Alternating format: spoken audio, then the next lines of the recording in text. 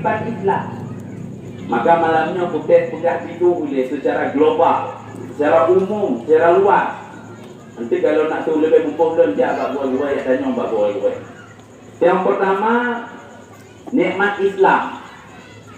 Apa itu nikmat Islam? Maka katanya mak-mak dan ayah-ayah harus bersyukur paling lahir katanya.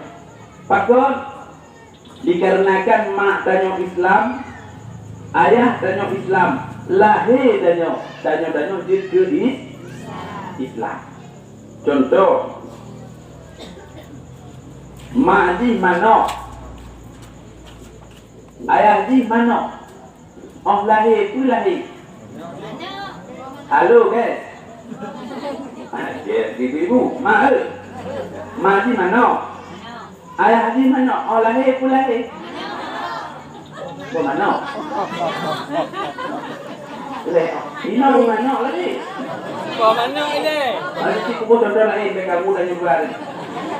Mak di Kameng, ayah di Kameng, oh lahir tu lahir. Kameng. Jadi, itu dah betul apa lah betul. Tak boleh lah.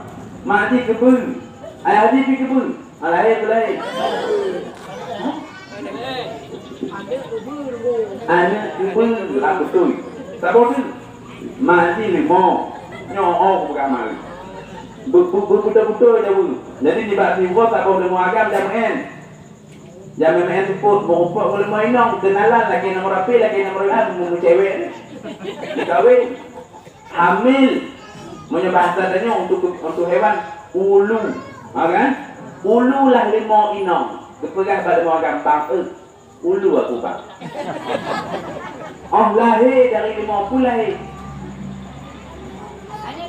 Anak limau.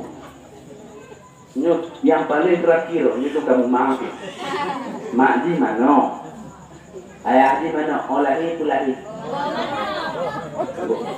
Mana? Dalam mana ada siapa? Ada anak. Anak apa? Anak mana? Anak ada. Siapa itu ni? Panas salah kan?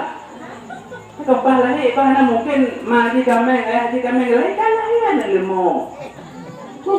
Mana muat jatuh dia?